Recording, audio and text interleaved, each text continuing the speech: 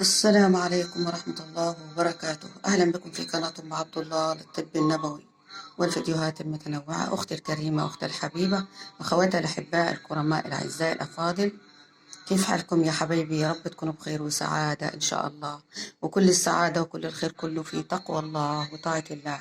ولست أرى السعادة جمع مال، ولكن التقي هو السعيد.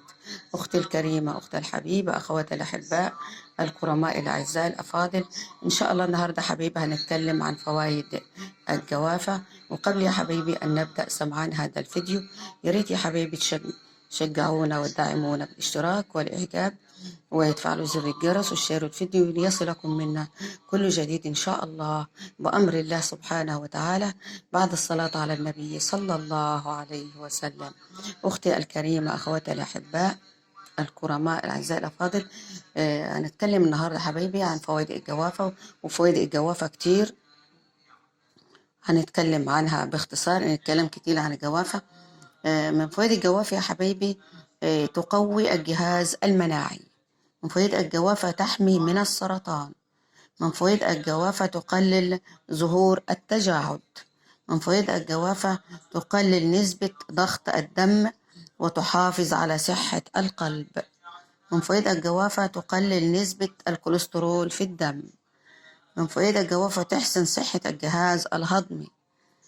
من فوائد الجوافة تغذي الجسم لاحتوائه على العناصر الغذائية.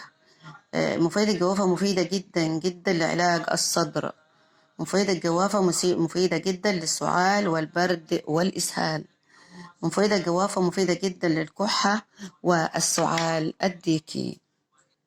كما يا حبايبي تحتوي الجوافة على نسبة قليلة من المواد السكرية، وقليل من المواد الدهنية والبروتونية، وكما يعني وكمية كبيرة من الفيتامينات، فيتامين ألف وفيتامين جيم.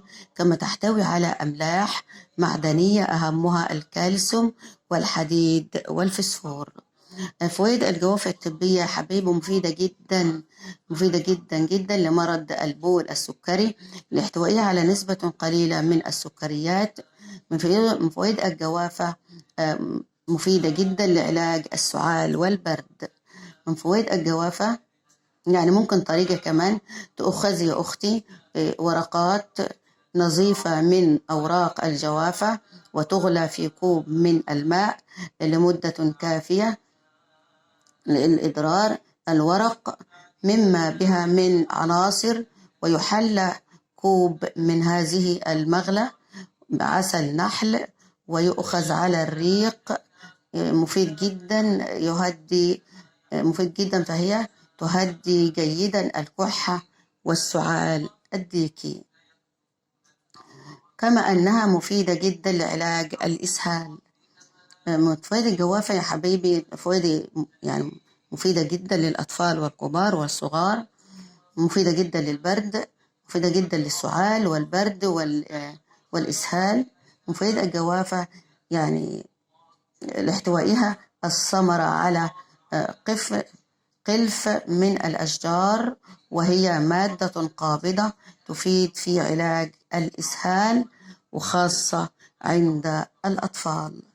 الجوافة احنا اتكلمنا عنها باختصار، هي مفيدة للصدر ومفيدة للإسهال، مفيدة للبرد، مفيدة للكحة، ومفيدة لأشياء كتير وقدامكم، وفيها فيتامينات وكالسيوم اتكلمنا عنها. واحنا في موسم الجوافة، والجوافة دلوقتي موجودة عند الفكهاني ولها فوائد كتير وعلاج لعدة أمراض. وإذا مرضت فيشفين والشفاء الله رب العالمين. ربنا يشفينا ويشفي مرضى المسلمين، آمين يا رب العالمين. وعن أبي هريرة رضي الله عنه عن النبي صلى الله عليه وسلم قال: اجتنبوا السبع الموبقات. قالوا يا رسول الله وما هن؟ قال: الشرك بالله، والسحر، وقتل النفس التي حرم الله إلا بالحق، وأكل الربا، وأكل مال اليتيم، والتولي يوم الزحف، وقذف المحصنات المؤمنات الغافلات. صدق رسول الله صلى الله عليه وسلم.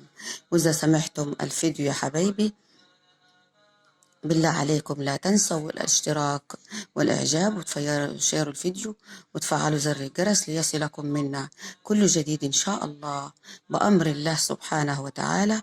والسلام عليكم ورحمة الله وبركاته.